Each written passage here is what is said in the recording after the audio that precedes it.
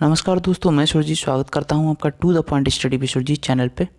और 30 सितंबर को होने वाली बीपीएससी 69th परीक्षा के लिए जैसा कि हम बिहार तथ्यसार में जो भी फैक्ट दे रखे हैं उनको कवर कर रहे थे। तो इसमें हमने एक सिंगल वीडियो में आधुनिक बिहार का इतिहास को कवर किया था और इस वीडियो में हम बिहार की नदियाँ और झीलें, जलप्रपात और जलकुंड को कवर करेंगे। ठीक है, एक ही वीडियो में ये सभी टॉपिक्स कवर कर लेंगे। तो आइए स्टार्ट करते हैं। पहले बिहार की प्रमुख नदियां देख लेते हैं और बिहार की प्रमुख नदियों को पहले यहाँ पे हम समझ लेंगे, उसके बाद इसको मैपिंग के माध्यम से हम देखेंगे। ठीक है, और इसी तरह जलप्रपात और जलकुंड जो हैं उनको भी मैपिंग पे देखेंगे।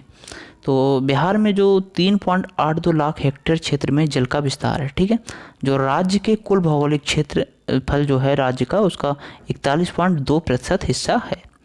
नेक्स्ट है कि कर्मनासा और गंडक, घाघरा नदियाँ ये उत्तर प्रदेश और बिहार की मध्य सीमा रेखा निर्धारित करती हैं। कौन सी 3 नदियाँ? कर्मनासा, गंडक और घाघरा। एक एक नदी इंपॉर्टेंट है, आप माइंड में बिठा के रखिए, फिर इसे मैपिंग पे हम आपको दिखा देंगे। नेक्स्ट है बिहार की सीमा में बहने वाली नदियाँ जो हैं उनमें सबसे बड़ी नदी जो है वो गंगा है। ठीक, ये बिहार में भोजपुर और सारण जिलों के मध्य सीमा बनाती है। मतलब जब ये बिहार में एंटर करती है तो ये भोजपुर और सारण जिलों के मध्य सीमा बनाती हुई प्रवेश करती है। गंगा की सहायक नदियों में गंडक है, सोन है, पुनपुन है, घाघरा जिसको सरयू भी बोलते हैं, और कोसी, महानंदा, ये सभी नदियाँ प्रमुख हैं। नेक्स्ट है अन्नपूर्णा पहाड़ी से निकलकर गंडक नदी नेपाल होते हुए उत्तरी बिहार के हाजीपुर और सोनपुर, ये 2 नगर हैं, इनमें बहती हुई मुजफ्फरपुर तथा सारण जिलों में जो सारण ज़िले हैं, ये 2 ज़िले इनकी सीमा बनाती हुई गंगा में मिल जाती है। ठीक है, तो अन्नपूर्णा पहाड़ी से निकलती है गंडक नदी और नेपाल होते हुए उत्तर बिहार का जो हाजीपुर ज़िला है और सोनपुर ये जगह है, और इन नगरों में बहती हुई जो है मुजफ्फरपुर और सारण जिलों की सीमा बनाती हुई गंगा में मिल जाती है। ठीक है, नेक्स्ट देख लेते हैं। सोमेश्वर की पहाड़ी से निकलकर बूढ़ी गंडक पश्चिमी चंपारण, पूर्वी चंपारण, मुजफ्फरपुर, समस्तीपुर और बेगूसराय जिलों में बहती हुई खगड़िया में गंगा में मिल जाती है। तो सोमेश्वर पहाड़ियों की से निकलती है बूढ़ी गंडक और पश्चिमी चंपारण, पूर्वी चंपारण, मुजफ्फरपुर, समस्तीपुर, बेगूसराय इन जिलों में बहती हुई खगड़िया में जो है ये गंगा में मिल जाती है। ठीक है, इसे गंगा की 7 धाराओं में से एक मानी जाने वाली जो गंडकी है इसका प्रतिरूप माना जाता है। इसे शुरुआत में सिकराना नदी के नाम से भी जानते थे। बाणगंगा, हरहा, मनियरी इसकी जो है वो सहायक नदियां हैं। ओके, एक एक फैक्ट को आप माइंड में बिठा के रखिए। नेक्स्ट है हिमालय की जो महाभारत श्रेणियां हैं इससे हिमालय की महाभारत श्रेणियों से निकली बागमती नदी जो है ये बाढ़ के दिनों में अक्सर अपना मार्ग बदल देती है, और जिससे दरभंगा, मधुबनी तथा जो मुजफ्फरपुर ज़िले हैं इसमें अत्यधिक जान माल की हानि होती है। लाखनदेई, चकनाहा, लाल बकैया, जमुने, बागमती, कोला इसकी प्रमुख सहायक नदियां हैं। ठीक है, तो सहायक नदियां भी आजकल पूछ रहा है बिहार में, ये इंपॉर्टेंट है, आप याद रखिए सभी नदियाँ। तो यहाँ ये जो लिस्टिंग है ये है बिहार की प्रमुख नदियों की। ठीक है, इसमें कंप्लीट लिस्टिंग को हम कवर करेंगे, इसमें सभी नदियों की लिस्टिंग दे रखी है।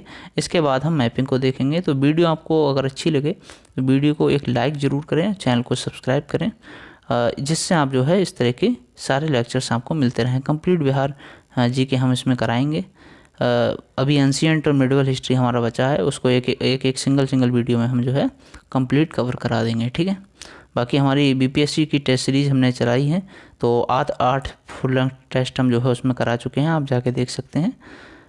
और PYQs भी हमने बिहार के कराए हैं, मैं जो है सारी प्लेलिस्ट डिस्क्रिप्शन में मेंशन कर दूंगा। ठीक है, तो यहाँ पे देखिए गंगा नदी पहले दे रखी है, इसका उद्गम हुआ है गंगोत्री के गोमुख से। ठीक है, ये उत्तराखंड में है और इसका मुहाना जो है वो बंगाल की खाड़ी में। मतलब ये कहाँ जाके मिल जाती है, ये कहाँ जाके गिरती है, तो बंगाल की खाड़ी में। ठीक है, इसकी विशेषताएं देखें तो क्या क्या हैं। इसकी विशेषताएं हैं पटना, बक्सर, मोकामा, भागलपुर, मुंगेर जिले गंगा के तट पे स्थित हैं। ठीक है, जो ये गंगा नदी है इस पे इसके किनारे स्थित कौन कौन से नगर हैं? पटना है, बक्सर है, मोकामा है, भागलपुर है, मुंगेर, ये सभी ज़िले जो हैं वो गंगा के तट पे हैं। भोजपुर और सारण जिलों के बीच सीमा बनाते हुए बिहार में प्रवेश करती है। तो जो गंगा नदी है वो भोजपुर और सारण ये 2 जिले हैं, इनकी सीमा बनाती हुई बिहार में प्रवेश करती है और बिहार में इसकी लंबाई 405 मीटर है। ठीक है, ये भी पूछा जाता है। गंगा नदी के किनारे कितने ज़िले हैं ये पूछा गया है क्वेश्चन 65 में बीपीएससी में। तो वही 12 ज़िले हैं। कौन कौन से हैं? भोजपुर और सारण। देखो भोजपुर और सारण जो हैं इनकी तो ये सीमा बनाती है और तब ये प्रवेश करती है बिहार में। तो भोजपुर, सारण, बक्सर, वैशाली, पटना, बेगूसराय, खगड़िया, समस्तीपुर, कटिहार, भागलपुर, लखीसराय और मुंगेर, ये 12 जो ज़िले हैं वो गंगा नदी के किनारे बसे हुए हैं। और सर्वाधिक लंबाई जो है इसकी गंगा की, ये क्वेश्चन भी पूछा गया है कि गंगा बहती हुई जो सर्वाधिक लंबाई में बहती है वो किस ज़िले में बहती है? तो पटना ज़िले में। ठीक, नेक्स्ट है गंगा नदी में उत्तर दिशा में मिलने वाली प्रमुख सहायक नदियाँ कौन कौन सी हैं? तो ये देखिए, ये सहायक नदियाँ दे रखी हैं जो उत्तर दिशा में मिलती हैं और दक्षिण दिशा से मिलती हैं। तो जो उत्तर दिशा से मिलती हैं उसमें महत्वपूर्ण है घाघरा, गंडक, बूढ़ी गंडक, कोसी, महानंदा और बया नदी। ठीक है, ये 1 2 3 4 5 6 जो नदियाँ हैं, मतलब घाघरा, गंडक, बूढ़ी गंडक, कोसी, महानंदा और बया नदी, ये सभी उत्तरी दिशा में मिलती हैं। और जो दक्षिणी दिशा से मिलने वाली नदियां हैं इनकी प्रमुख सहायक नदी कौन कौन सी हैं? सोन है, सोन महत्वपूर्ण है काफ़ी, पुनपुन है, कर्मनाशा है, क्योल है, फल्गु है, काउथारा है, धर्मावती है, गांगी है और बदुआ नदी, ये सभी नदियाँ दक्षिणी दिशा से मिलती हैं। नेक्स्ट देख लेते हैं घाघरा नदी। तो घाघरा नदी जो है इसको हम सरयू नदी भी कहते हैं और ये इसका जो उद्गम स्थल है वो मापचाचुंग ग्लेशियर है जो कि तिब्बत में है और गंगा नदी में मिल जाती है। ये इसका जो संगम होता है गंगा नदी में होता है किस जगह? रेविलगंज, सारण जिले में। ठीक है, बिहार के सारण जिले में। तो इसकी विशेषताएं देख लेते हैं। गुठानी सिवान के समीप, जो गुठानी जगह है सिवान डिस्ट्रिक्ट में, तो सिवान के समीप बिहार में प्रवेश करती है और बिहार और उत्तर प्रदेश की सीमा भी बनाती है ये। ठीक, सहायक नदी है इसकी राप्ती और महाकाली, राप्ती और महाकाली इसकी सहायक नदियाँ हैं। नेक्स्ट रिवर है गंडक रिवर। गंडक रिवर को देख लेते हैं। नेपाल हिमालय से निकलती है ये, अन्नपूर्णा पर्वत और धौलागिरी श्रेणी है उसके समीप से ही ये निकलती है। और गंगा नदी जो है इसमें पहलेजा घाट के निकट ये पटना में प्रवेश करती है। ठीक है, गंगा नदी में मतलब मिलती है, यहाँ पे ये इसका संगम दिया है। जो गंडक नदी है वो कहाँ पे मिलती है? पहलेजा घाट के निकट पटना में गंगा नदी से गंडक मिल जाती है। इसकी प्रमुख विशेषताएं देखेंगे तो नेपाल में सप्तगंडकी के नाम से प्रसिद्ध है ये और इसकी 7 प्रमुख सहायिकाएं हैं। पहली है त्रिशूल, बूढ़ी गंडक है दूसरी, और तीसरी है मत्स्यागंधी, और 4th है सेती, फिर दरौंदी, मादी और काली गंडक। ये 7 ही आप नाम याद रखना, महत्वपूर्ण है। और नारायणी शालिग्राम के नाम से प्रसिद्ध है। ये किस किस नाम से प्रसिद्ध है? ये नारायणी नाम से प्रसिद्ध है, गंडक रिवर और शालिग्रामी नाम से। ठीक है, लंबाई इसकी 640 किलोमीटर है और हाजीपुर, सोनपुर, मुजफ्फरपुर ये जो शहर हैं इसके किनारे बसे हुए हैं। ठीक है, तो ये बात कर रहे थे हम गंडक रिवर की। नेक्स्ट है बूढ़ी गंडक। बूढ़ी गंडक को देख लेते हैं। तो जो बूढ़ी गंडक है ये चौतरवा और बिशंबरपुर पश्चिमी चंपारण से निकलती है। गंगा नदी में मिलती है ये खगड़िया के निकट और इसकी विशेषताएं हैं, ये लंबाई इसकी लगभग 320 मीटर है और ये मसान, बलौर, पंडई, सिकता, तिलवे, त्योर और धनौती ये इसकी सहायक नदियां हैं। ठीक है, और कोहरा, दंदा ये भी इसकी सहायक नदियां हैं। तो ये सभी जो हैं इसकी सहायक नदियां हैं। नेक्स्ट है बाढ़ के दिनों में ये मार्ग बदल देती है और बिहार में गंगा की सबसे बड़ी सहायक नदी की अगर बात करें तो कौन सी है? बूढ़ी गंडक। नेक्स्ट है 5th है बागमती रिवर। तो बागमती रिवर जो है,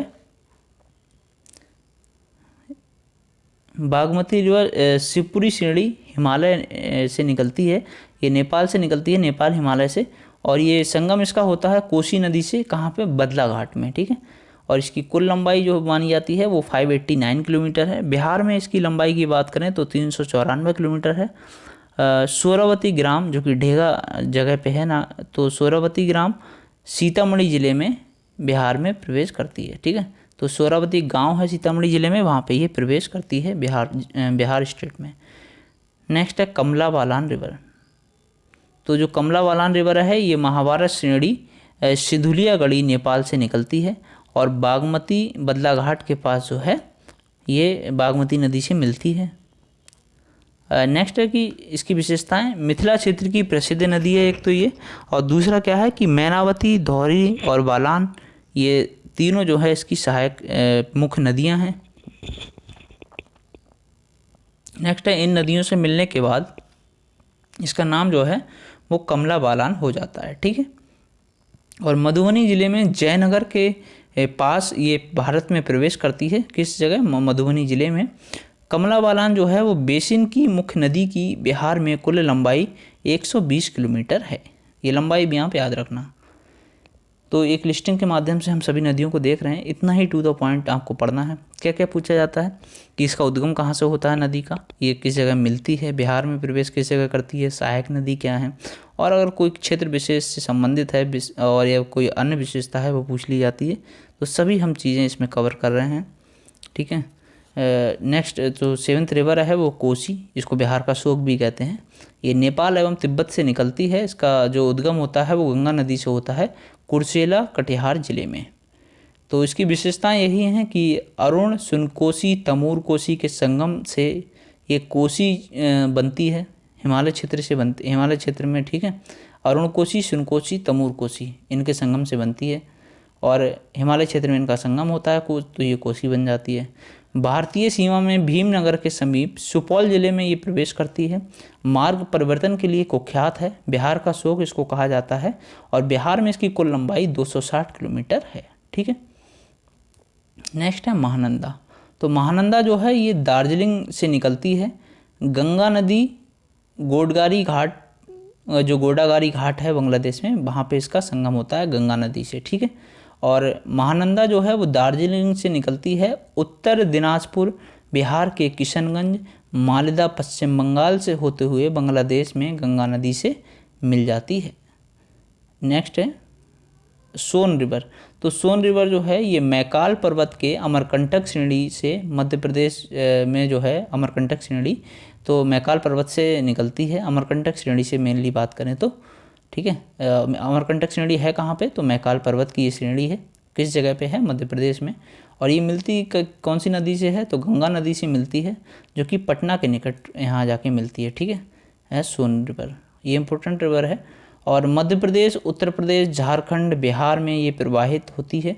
इसकी प्रमुख सहायक नदियों की बात करें तो बनास है, गोपद है, रिहंद है, कन्हार है और उत्तरी कोल है। ये सभी सहायक नदियाँ इसकी सोन की हैं।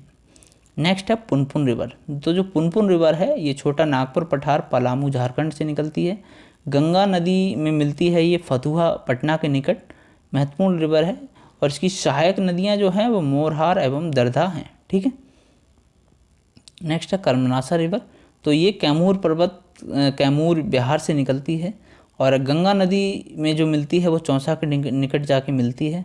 और इसी जो कर्मनासा नदी है, इसी नदी पे हुमायूं और शेरशाह का युद्ध भी हुआ था। ठीक है, और नेक्स्ट है उत्तर प्रदेश एवं बिहार के बीच ये सीमा बनाती है। बिहार में इसे अशुभ पवित्र नदी भी माना जाता है, अशुभ या अपवित्र नदी माना जाता है बिहार में इस नदी को। ठीक है, और नेक्स्ट है अजय रिवर। तो ये देवघर झारखंड में है, भागीरथी नदी से मिलती है पश्चिम बंगाल में जाके।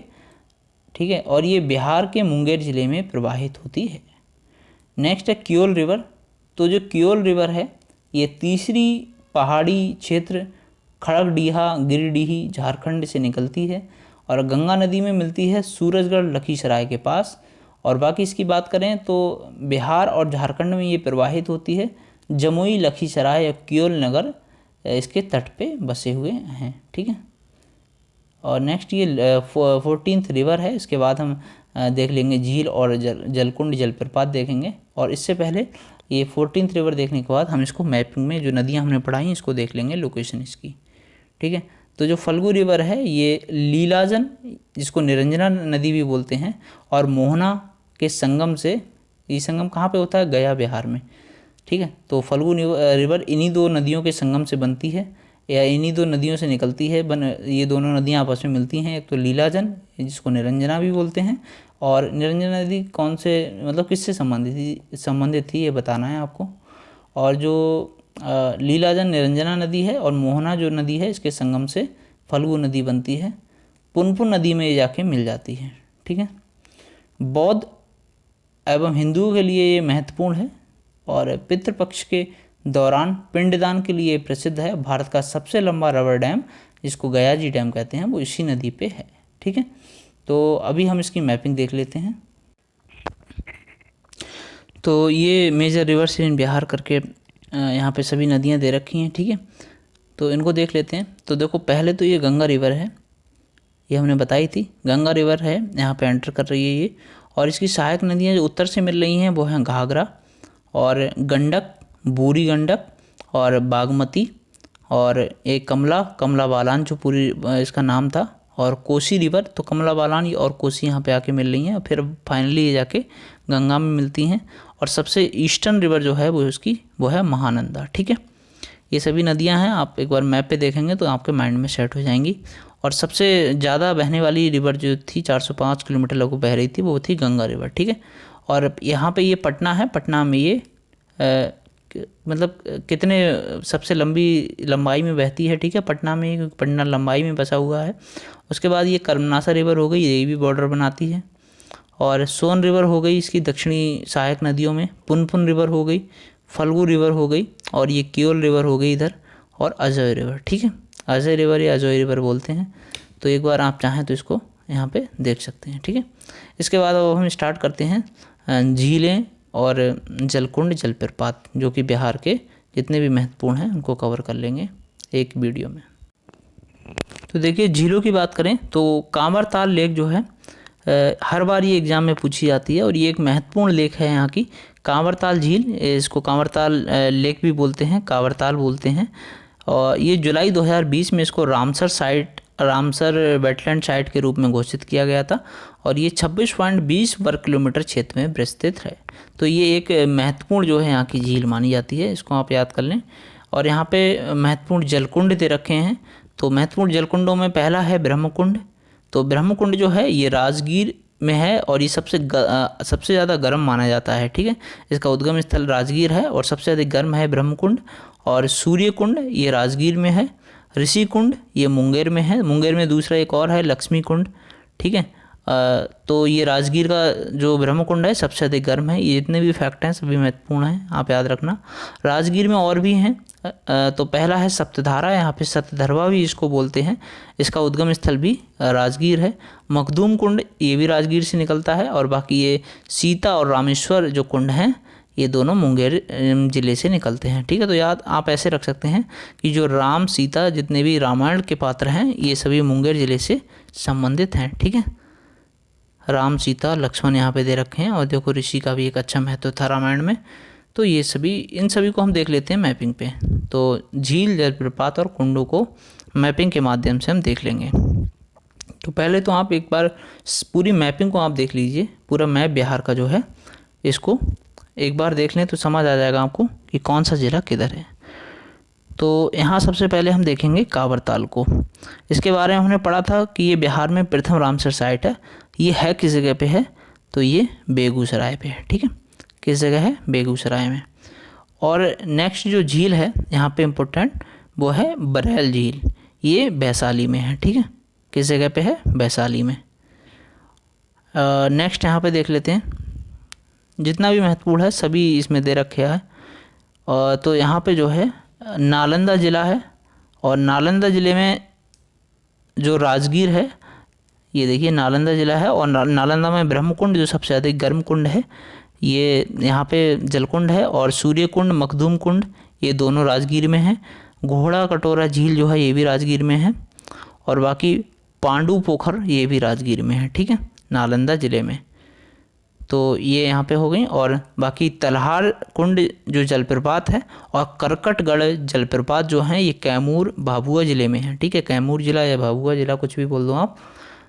तलहार कुंड जलप्रपात और करकट जलप्रपात ये दोनों जलप्रपात यहीं पे हैं। नेक्स्ट है तुतला, ये रोहतास ज़िले में तुतला प्रपात, ये सासाराम में है, या रोहतास सासाराम, मतलब रोहतास में ही जगह है सासाराम। और मंझर कुंड, धुआं कुंड ये भी रोहतास में है। और कशिश जलप्रपात जो है ये भी रोहतास ज़िले में है। ठीक है, मैपिंग समझ पा रहे हैं आप। और जो गया है ये तपोवन में है, ये गर्म जलकुंड माना जाता है, मतलब ये भी जो है वो गर्म जलकुंड है गया में। ठीक है, कौन सा, तपोवन जलकुंड। नेक्स्ट है मुंगेर में मैंने बताया था जो भी रामायण से संबंधित है, तो ऋषि कुंड, सीता कुंड, लक्ष्मण कुंड, रामेश्वर कुंड, ठीक है। और एक ये महत्वपूर्ण झील यहाँ पे है गोगीबील झील, ये कटिहार में है, ठीक। तो ये पूरी मैपिंग है, एक बार यहाँ पे इस पे देख लीजिए। और यहाँ पे हमने जलकुंड देख लिए, जलप्रपात देख लिए और झीलें भी जो थी मैपिंग पे देखी। अब यहाँ पे हम बिहार के प्रमुख जलप्रपातों को समझ लेते हैं एक बार। तो तेल्हार कुंड जो है इसके बारे में, ये किस ज़िले में है, तो कैमूर ज़िले में है, हम देख चुके हैं। लेकिन यहाँ हम इसकी विशेषताओं पर नज़र डालेंगे।